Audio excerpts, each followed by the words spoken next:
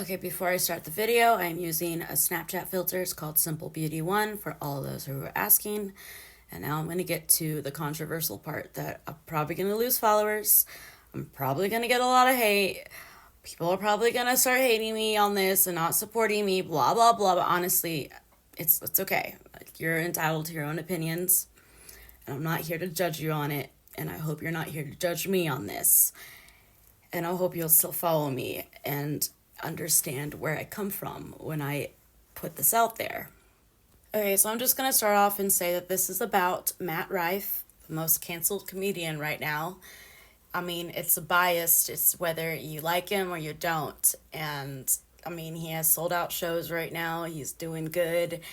There are a variety of people who don't like him, including the people that I look up to and listen to their podcasts constantly, aka Tana Mojo and Brooke Schofield. I'm so sorry. I hate that I like Matt. I'm sorry. I don't like that he did what he did to all you and all those girls. It's really fucked up, but he is a fuckboy, and it's just, I'm sorry. But what I want to talk about is the reason why I like him, and hopefully you guys can understand this. And I'm not saying I advocate for him making fun of, abuse victims or anything like that. Like, I understand, like, that was kind of crossing the line. And just want to touch this topic on comedians. My whole life, I was raised by a comedian. I was raised pretty much to be taught to just take life not so seriously, because every day you gotta live like it's your last. I was terminal for most of my life. I've been disabled my whole life, and I have always watched comedy. And the one thing I've always wondered why comedians will, make fun of everyone except for the disabled community.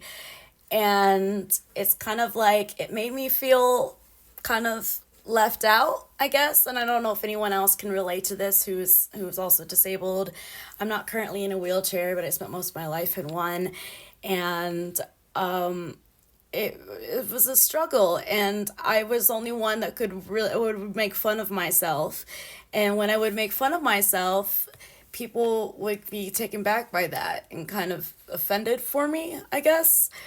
But, like, for instance, I used to have a hunchback, and I used to be compared to Quasimodo. I almost said Quasimodo. I'm sorry, Quasimodo. And now I just take it as, I guess I'm related to him some way. That's my brother, bro. That's my brother. Don't make fun of Quasi, okay? He's cool.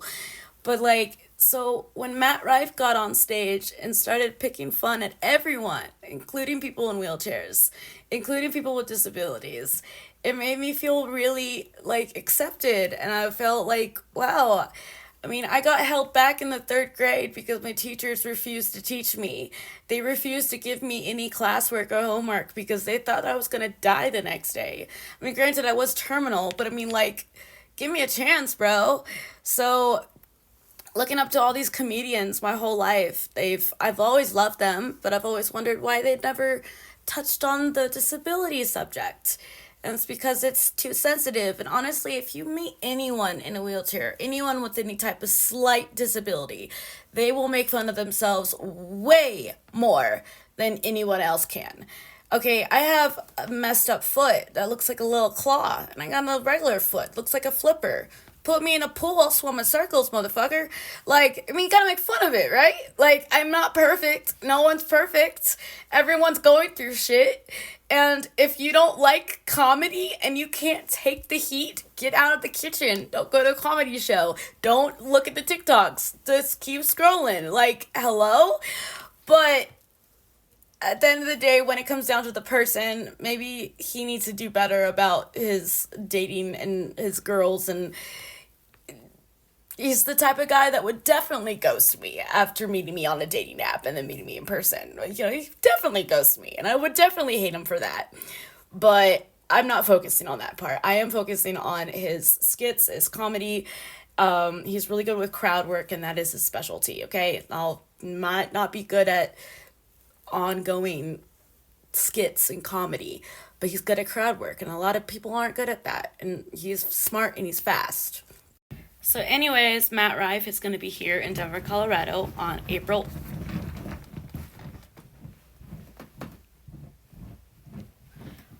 You're standing on my wig, bro.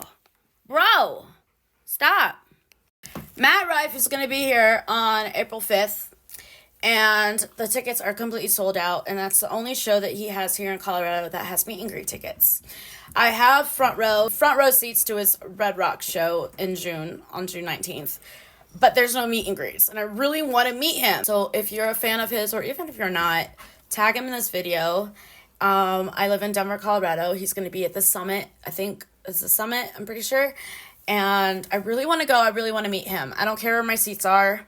I know all the wheelchair accessible seats are all taken. So I will have to figure that out. But if you can, maybe. I really want to meet Matt because he's honestly one of the reasons why it just kind of kept going this year. It made me feel really included and more confident about myself and not so down on myself. And I'm sorry if this is offending anyone, but I am a girl's girl, and I do think that he needs to do better when it comes to dating and the way he deals with women. But this is just talking about his career, yeah. I'm gonna go. I love you, Matt, and I really hope I can see you on April 5th and meet you if you see this.